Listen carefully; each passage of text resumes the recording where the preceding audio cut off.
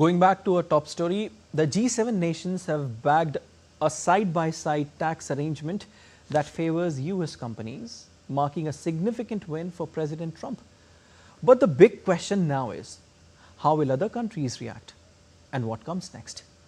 Now, to help us break it all down, I am joined by Professor Manoj Pant. He is economist and a former VC IIFT.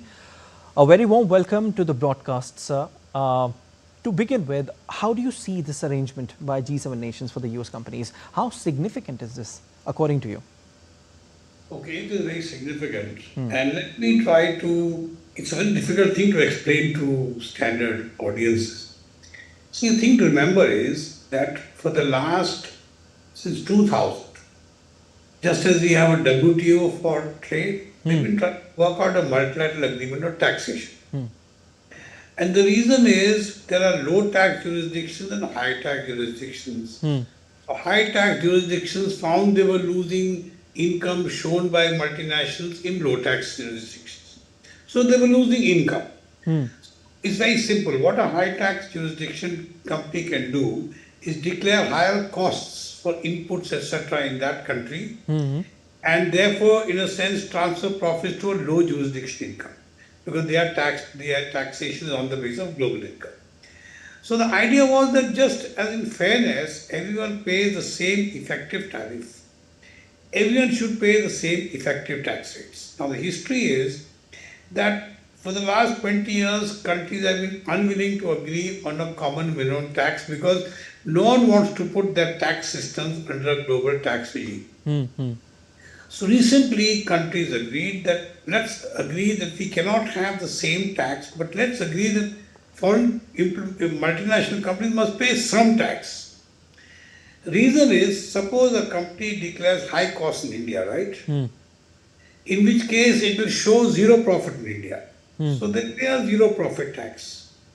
So in a sense, it's a tax loss to India. So what they decided, all the countries, was there would be a 15% minimum alternate tax. If you don't want to file for exemptions or file for etc., you simply pay minimum of 15% tax. And if your tax rate is coming to be lower than that, suppose your effective tax rates, I won't explain that now, it will take too long. If effective tax rate is working to less than 15%, then the country has the right to top up the tax. So if your tax rate is worked out effectively to 8% or 9% because you've been moving your tax around the world, then you add another 7% approximately of your global taxable income to your tax. So that was system as now. Now US companies in particular tend to defray foreign taxes. US system is that the US foreign taxes are sort of defrayed or postponed till the multinational companies remit income tax.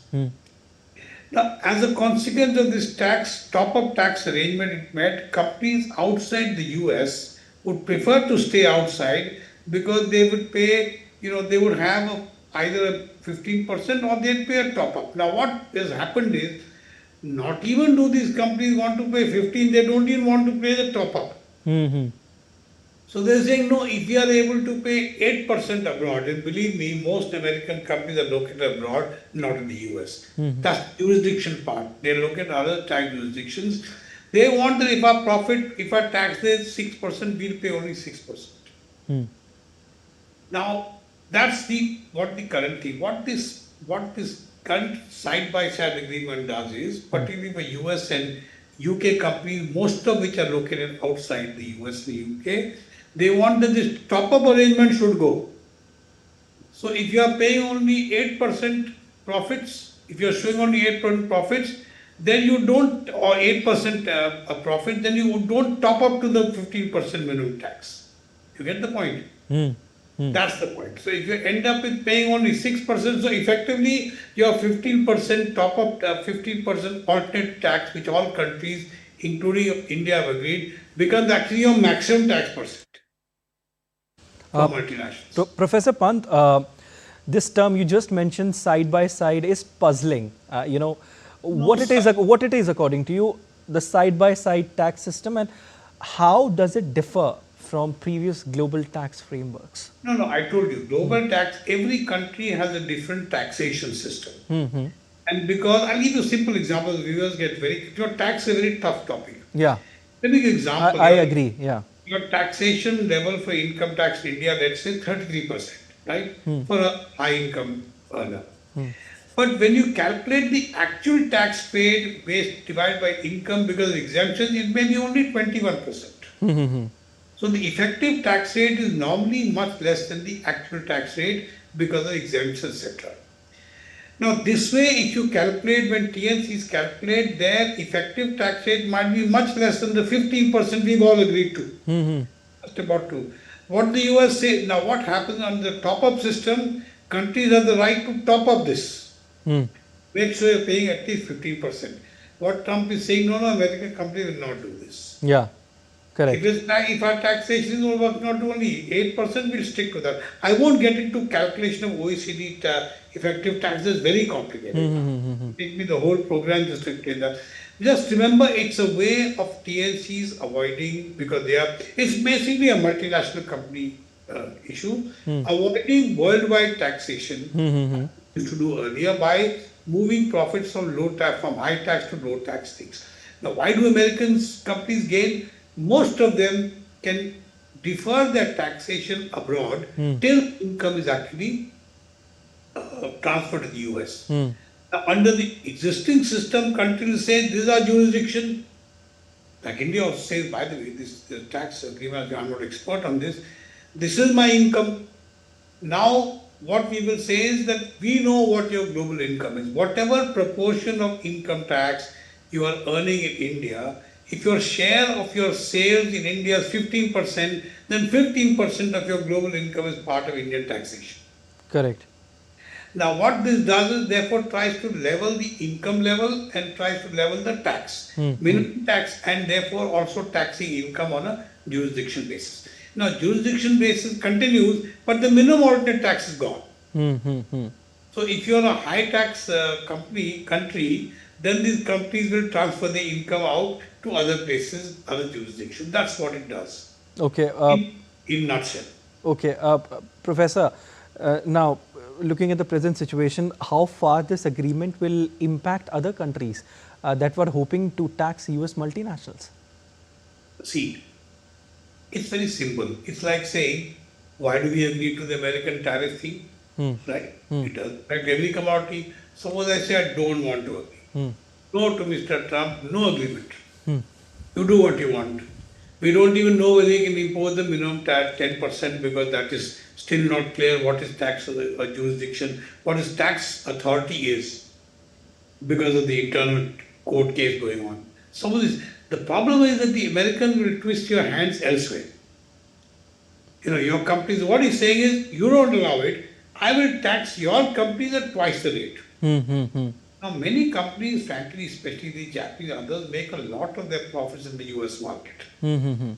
So what he's saying is, if you take away money from my companies in other ways, I'll take it back from in some other way by levying more taxes on your companies. Frankly, I don't think it's going to work. People are always saying it's a major tax victory.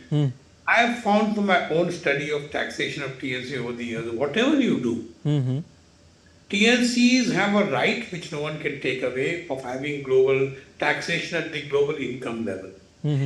If they didn't agree on this, these companies on the minimum tax top-up being removed, they would have found some other way.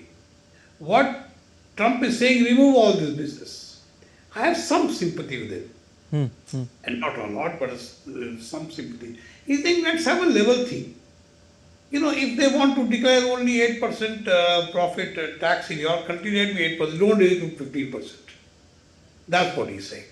He's saying don't limit their operations or their ability to shift profit tax on from low to tax jurisdiction. What Trump is saying is, if you prevent that, if you prevent them by saying that they must pay at least a 15% MAT, then I will tax your companies on a higher level to disadvantage them. It's like saying, मेरी नाक काटोगे तो मैं तुम्हारी भी नाक काटूं. Not realizing as a consequence कि दोनों की नाक गई. I've got a feeling the G7 will agree, and they have agreed, I'm told, right? Yeah.